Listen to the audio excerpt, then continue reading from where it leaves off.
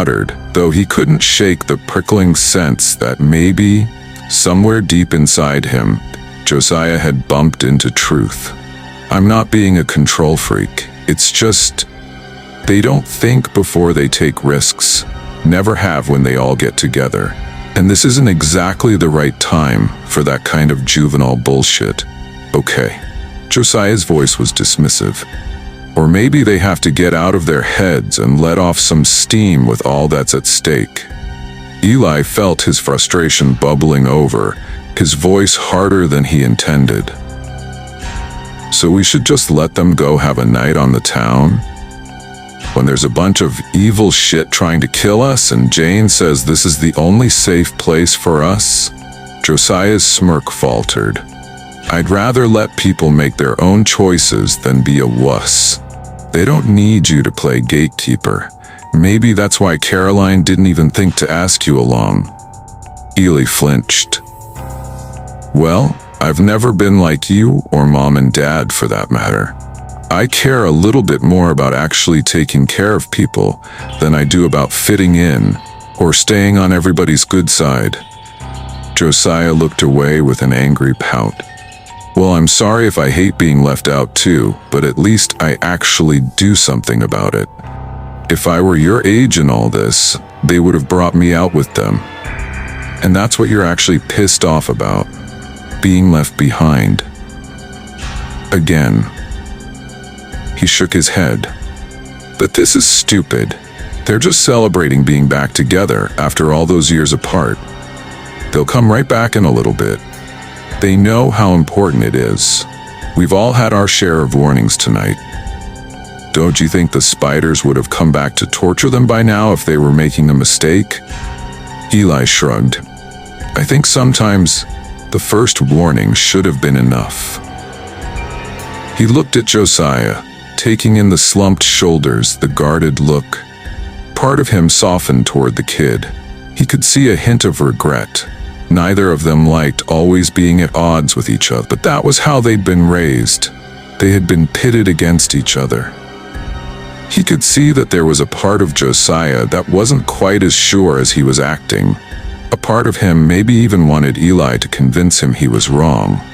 Eli stepped toward the door of the shrine room, and this time Josiah didn't block his path. But then he thought of Coop. How brave he seemed to Josiah, and how he could tell that Josiah wished he had an older brother like that. Tonight, Eli would be brave too. Eli turned on his heel and started down the hallway in the opposite direction. Where are you going? Josiah called after him.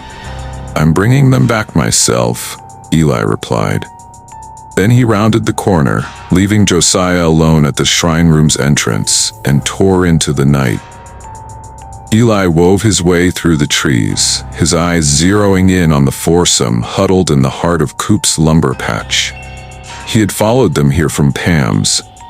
Their laughter and shouting, once bold, had faded to sobering murmurs as Eli caught up with the group.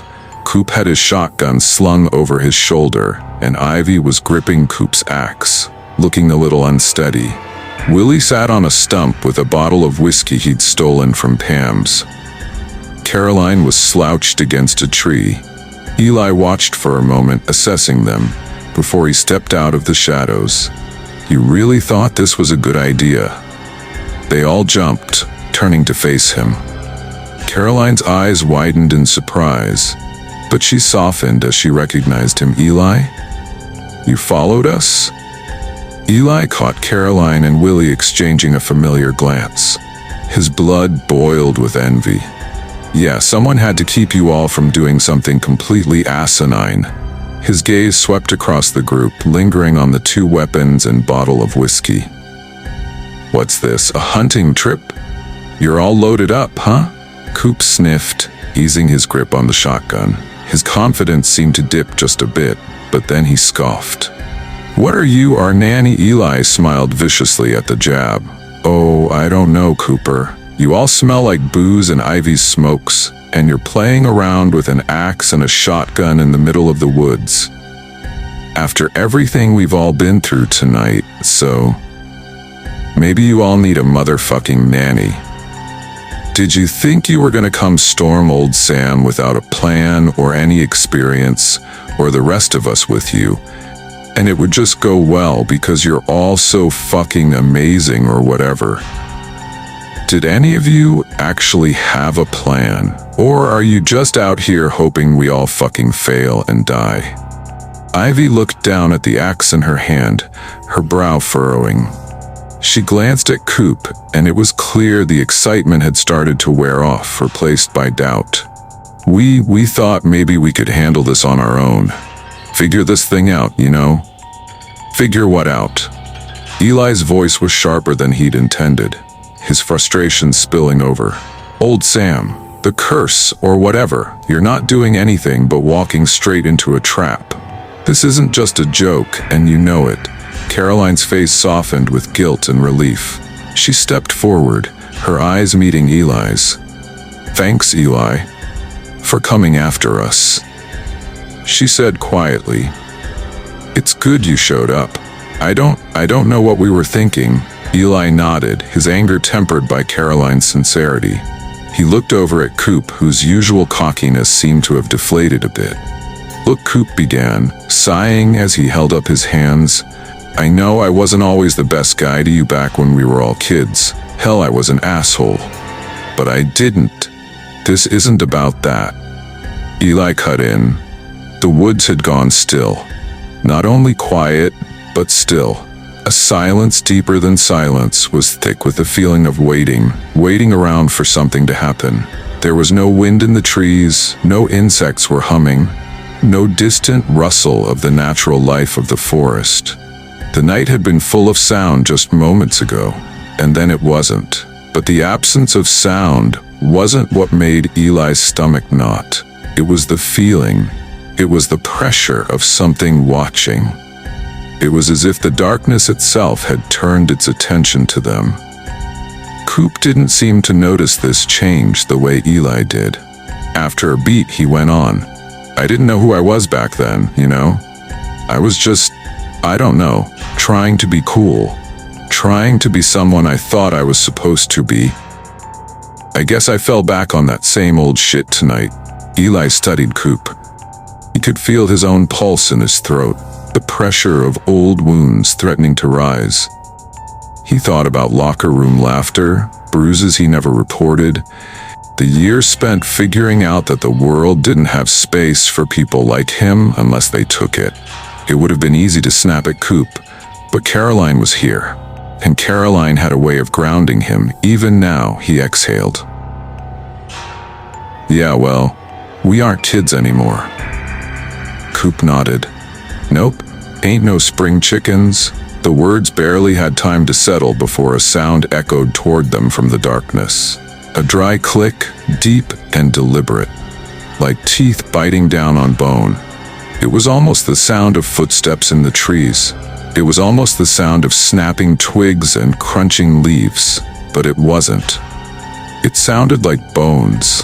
Eli turned his head sharply, and old Sam was there. It was as if he had been standing among them all along, waiting for them to notice. His long grin caught the moonlight first, reminding Eli of the Cheshire Cat, followed by his glinting eyes. His skin looked damp, as though he had just crawled up from under the earth, but the ground beneath him was untouched. His boots left no prints. The clearing sank into a heavier silence than before. The longer Eli looked at him, the less human the man seemed. He lifted his chin slightly, as if testing the air. You feel that yet?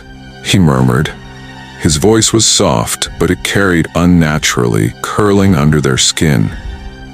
That hush? The way the world stops breathing when I'm near? No one answered. Old Sam smiled wider. His head snapped toward Caroline. Did you have fun with that little bear trap? Caroline? Caroline's body jerked back. She tried to move away from him toward Willie, but old Sam didn't let her get far. One blink, and he was at her side. His grin hadn't changed. His body hadn't moved. The space between them was simply gone. Caroline sucked in a sharp breath. Old Sam leaned in slightly, his head tilting as if listening to the way her fear filled the air. "You run real good," he said softly. "I've been waiting for the day you'd run like that. But your niece?" His voice thickened into something hungry. "Oh, I ache for that little thing. All this time, waiting. I could taste her name on my tongue before she was even born." His grin didn't move when he spoke. It was frozen on his face like a wound that had never closed. Caroline bolted. The second she moved, old Sam twitched. Just a shift in weight, just a hitch of his chest. But it was wrong, too fast, like his body was catching up to something else. But he let her run. And then he laughed. His laughter didn't just echo, it layered, twisted, folded in on itself. A dozen voices, some near, some impossibly far away, all laughing at once, and then his shape dissolved into the black between the trees. "Caroline!" Eli shouted, but his voice barely carried. He watched Ivy and Coop tear off after her, vanishing into the trees. Eli felt his own feet lock into the earth. The shadows stretched around him. Stretched like arms, like fingers. He couldn't move. He didn't know why, only that something deep in his bones was telling him that if he stepped forward, if he followed, he'd be stepping into something meant for him. The realization sent a sharp chill through him. Beside him, Willie let out a shaky breath. His face drained of humor. "Looks like it's just us pansies now." "Huh?" His voice wavered, but Eli barely heard him. Eli exhaled sharply, shaking off the pressure. "You realize how completely fucking stupid you are, right?" His voice came out sharp, furious. "You, Coop, and Ivy sneaking out here, no plan, no idea what you're up against, and dragging Caroline into... Do you even know what she's been through?" He jabbed a finger toward the woods. "I'm the one who's been there for her, Willie. Me. I've been the one visiting her, not you. Not any of you." Willie turned toward him, his eyes glassy, his mouth pulled into a slow, uneven smirk. "Is that what this is about, Eli?" he murmured. "Your little schoolboy crush?" Eli's fists curled at his sides. "You think being the one who's been there means something," Willie went on, shaking his head, voice slurred. "That's cute, really, but also a little sad." Eli barely registered the words. Something was pressing in. Something out in the trees. "That's why you've always hated me," Willie continued, voice loose with drunkenness. "I got to have her, and you were just the little loser watching from the sidelines. And I'm sorry to say it, but history's repeating. That's why you don't like me. But you and I?" His smirk darkened. "We're the same." Eli snapped his gaze toward him. Willie tilted his head slightly. "Both cowards. Can't live up to our family names. Can't handle the pressure. Guys like Coop, they're the ones who go after the bad guys. They do something. But us?" His eyes darkened. "We stay behind." Eli felt something shift inside him. Caroline was in danger. And here he was again, standing in the dark while the important people who actually mattered were out there, doing something courageous. Without another word, Eli turned and strode forward, into the trees. "Where are you going?" Willie called after him, still half mocking but weaker now. Eli didn't turn. Didn't stop. "I'm going after them," he said, his voice cold, a beat of silence. Then behind him, Willie stumbled, cursed, and started after him.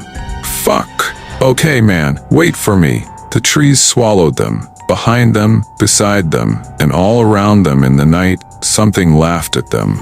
It was older and more sinister than old Sam. It was more ancient even than the mother of the spiders, and it had chosen Eli. What is this new evil in the woods? What does it want with Eli?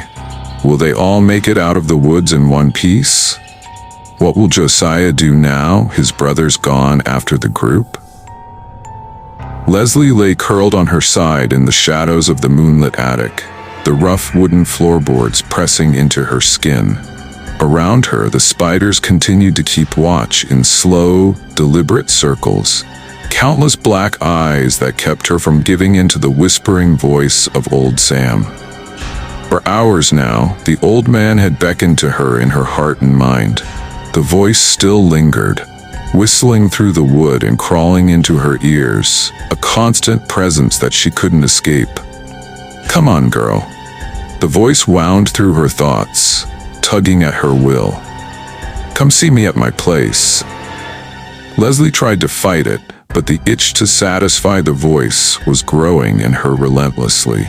She felt her thoughts drifting away from the certainty she had that the old man was bad news. It would be easier to just let go, to let the friendship she had built with the man dissuade her intuition about his true nature. But the spider's watchful eyes kept bringing her down to earth. She knew better now. Old Sam was dangerous. She just knew it. The silence of the attic broke suddenly with a struggle below, a crash that shook the walls, followed by the muffled sound of raised voices.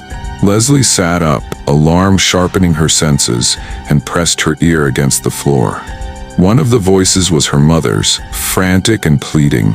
Then, as abruptly as it started, there was silence again, a cold and stretching quiet that filled her with dread. Leslie held her breath, waiting, ears straining for any sound. Then she heard a creaking noise. It was the sound of footsteps on the stairs. They were slow and methodical, the steps groaning under each foot as the sound drew closer, and Leslie's pulse quickened. A sense of dread settled into her bones.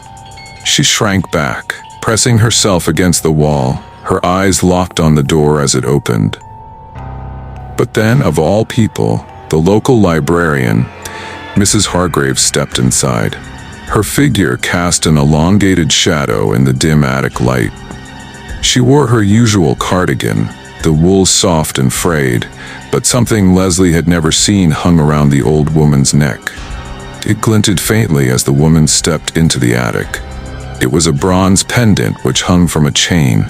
A pentagram was etched into it, and at its center was a blood-red gemstone, carved into the shape of a human skull. The gem skull seemed to flicker with an inner light, casting an eerie red glow against the soft wool of the old librarian's cardigan. Mrs. Hargrave, Leslie's voice came out as a rasp, barely above a whisper. The old librarian's face softened, and she knelt beside Leslie and pulled her into a gentle embrace. Her touch was warm, and her voice was soft. It was the first bit of genuine warmth and kindness Leslie had received from an adult in a long while. "Poor, sweet girl. Are you all right?" Mrs. Hargrave pulled back slightly, her eyes scanning Leslie's face, concern etched into every line of her own. Leslie nodded, though her relief was tinged with confusion, her gaze flickering between the amulet and Mrs. Hargrave's calm expression. "Mrs. Hargrave, that necklace, what is it?" The librarian followed her gaze, her hand rising to touch the pendant as she held it protectively. "This?" she asked gently, her fingers brushing over the gem. "It's a talisman, dear. It protects us from dark forces. But we don't have time to linger. We must get you out of here." Leslie hesitated, her eyes darting to the spiders that had surrounded her for hours. Mrs. Hargrave's hand remained steady on her shoulder, guiding her to her feet with a firm, reassuring grip. "Come now," Mrs. Hargrave urged, her voice soft but insistent. "We need to leave." Leslie let herself be led down the narrow stairs, the sounds of the creaky steps echoing loudly through the house. She stumbled once, her body weakened by thirst and fear, but Mrs. Hargrave caught her immediately. The old woman's grip was surprisingly strong and steady. As they reached the bottom of the stairs, Leslie froze. Her eyes widened as she took in the scene in front of her. Her mother was sprawled out on the couch, face pale and eyes closed, as though she was in a deep sleep. Babysitter Jane, the woman that had been snooping around the Ashbury mausoleum, knelt beside her mother, her hands working quickly as she tied Helen's wrists and ankles with strips of cloth. Josiah stood close by, handing Jane the cloth pieces as she bound Helen. A strange smell hung in the air, a piercing herbal scent that made Leslie's nose wrinkle up. Mom," Leslie's voice broke as she took a shaky step forward. Mrs. Hargrave's hand tightened on her shoulder to hold her back. "She's all right, Leslie," she said, her tone gentle. "We gave her a potion, one that will keep her safe from him." For now, Leslie turned to Mrs. Hargrave, already knowing the answer to the question before she asked. "Safe from who?" Josiah glanced up, meeting Leslie's gaze. "Old Sam," he said firmly. Leslie's heart sank as she stared at her unconscious, bound-up mother. Mrs. Hargrave saw this and gave Leslie's shoulder a comforting squeeze. Jane glanced up from tightening the knot around Helen's wrists and noticed the look in Leslie's eyes. "Loomridge Haven will protect her," she explained softly. "The mansion is the only place she can hope to be safe from the puppet master's control." Leslie swallowed. She tried to keep her emotions steady, but her heart was already pounding and her eyes were burning with held-back tears. "You really think she'll be safe there?" she asked Jane. Mrs. Hargrave exchanged a glance with Jane, then answered for her. "It's the best protection we have, dear," she replied, her voice low but steady. "The spirit of that house is strong." Leslie glanced over at Josiah. We can't stay here?" she mumbled. She searched Josiah's face for some sort of reassurance. Was there any hope? Any certainty in him that might anchor her? Josiah shook his head, his expression filled with a sympathy that was a little comforting, but mostly unsettling. "No, Leslie, he has more power over her out here in the woods." Josiah glanced at Jane, who nodded in affirmation, as though Josiah was some kind of pupil of hers. Leslie was filled with a rush of guilt. This was all her fault. If she hadn't trusted the old man, if she hadn't let him in.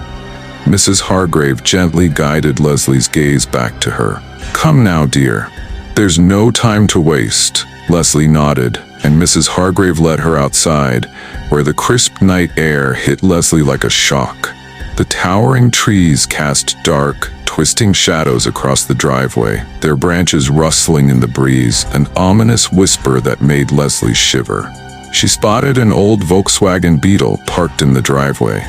Its faded yellow paint was chipped and rusty, and one headlight was dimmer than the other. Leslie quickly climbed into the back and watched Mrs. Hargrave take the driver's seat.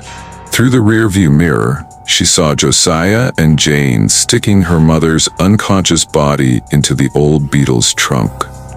She wanted to protest, but she couldn't find the words. She had to trust that they knew what they were doing. Jane took the passenger seat and Josiah slid into the back seat next to Leslie. The car creaked as the engine stammered to life, cutting through the dark silence of the forest.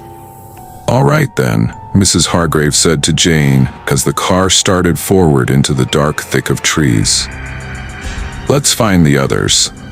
Down the narrow dirt road, the towering trees casting shadows that stretched like claws across the path. Leslie leaned back, gazing into the darkness outside, trying to push away the lingering dread that twisted in her stomach. Mrs. Hargrave's fingers clutched the steering wheel with fierce determination, her eyes sharp and focused on the road ahead.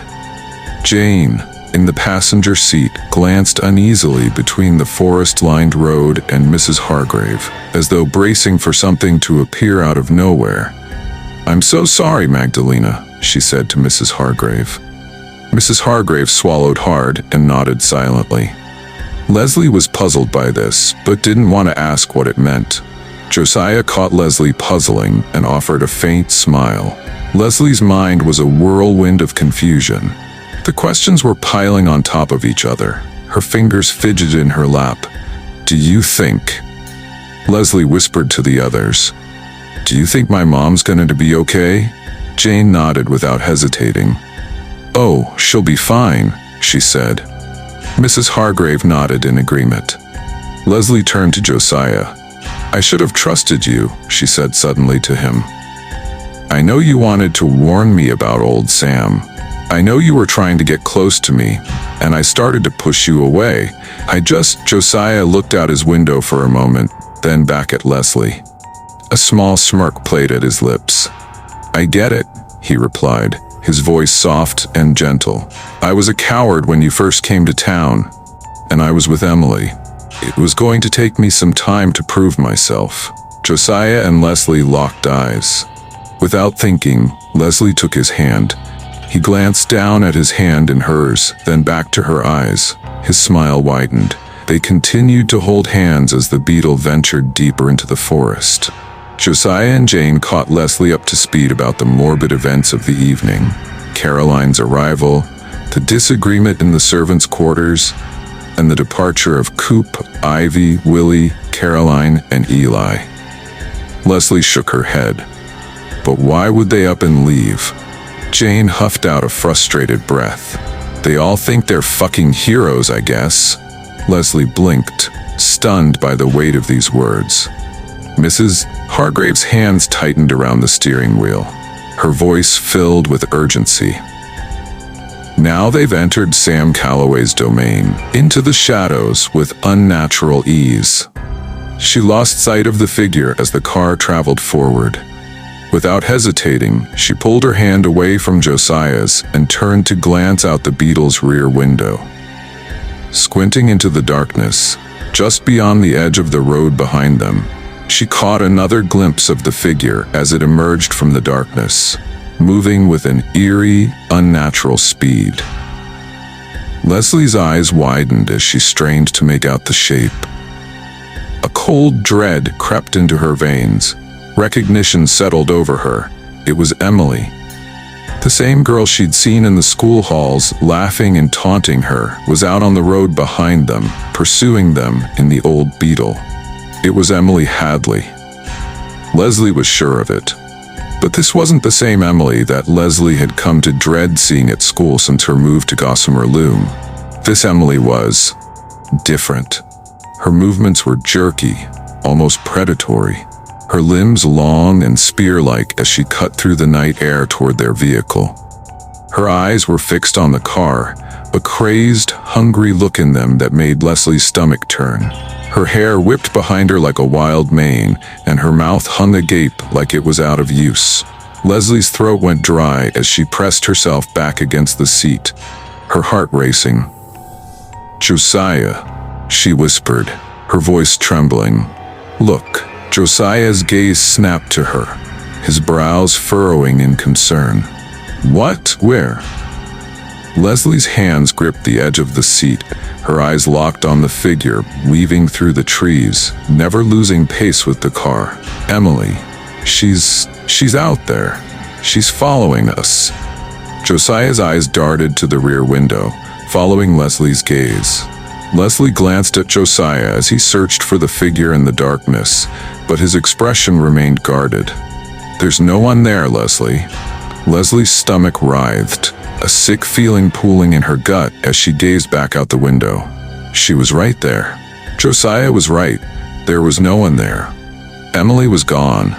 Caroline sprinted through the dense forest, her breath tearing roughly in and out of her chest. She dared another glance over her shoulder. The branches scraped and caught on her skin like skeletal fingers as she scanned the darkness behind her. She had no idea how close old Sam was now, but his presence still loomed, his twisted laughter rippling through her mind. Caroline pushed forward, swerving through a grove of gnarled oaks. And then, she saw her there. Moving among the shadows, shifting in and out of sight, was a towering, looming figure. Her form was barely discernible against the night, but Caroline knew. The mother of the spiders was with her in the forest. Her heart hammered as her gaze locked on the immense, shadowy creature in the dark. The mother's exposed bones jutted out at unnatural angles, her 8 long arms resembling the branches of a twisted ancient tree. The creature moved in an eerie silence, just ahead of Caroline. She halted and swallowed the fear that rose in her throat. The mother shifted once again, blending in with the thick of trees as she began to withdraw herself into the darkness. "Wait," Caroline cried, her voice cracking with frustration and fear. "I never got to thank you for saving me from Dr. Kane." The trees swayed, bending with the wind, and the towering figure hovered at the edges of Caroline's vision. Then, after a moment, she leaned forward, allowing the moonlight to expose her large, decrepit face. "And if you hadn't given me your blood, or sent your spiders to come rescue me, that bear would have finished me off," Caroline added. The mother was silent. Rage bubbled in Caroline's chest, mingling with her panic and inner feeling of dread. "It's just, I know you want to use me. Fill me with your blood. Make me do your bidding. But why do you need me? Why do you need anybody? You could take old Sam on your own, couldn't you?" Silence. Caroline clenched her fists, her voice hoarse and growing a bit irritated as she continued. "What is this? Like the silent treatment? Are you mad at me for being reckless? Is that it? I get it, okay? I shouldn't have rushed off with Coop, Ivy, and Willie. It was a mistake." The mother didn't speak or move a muscle. Caroline's voice softened, nearly breaking. "Come on, give me a fucking chance. If you want me as your vessel, you need to work with me here. You chose me for this, didn't you? Or do you just like watching people fail?" Her words vanished into the night, swallowed by the silence on the other end of the strange, one-sided conversation. Caroline's breath slowed as the oppressive quiet stretched on. The darkness around her felt denser now, and each twisted branch and rustling wind seemed to bear witness to her failure to break through to the great being. Then, the mother rose her head and crept slowly backward, vanishing into the darkness. "Hang on," Caroline shouted. She searched the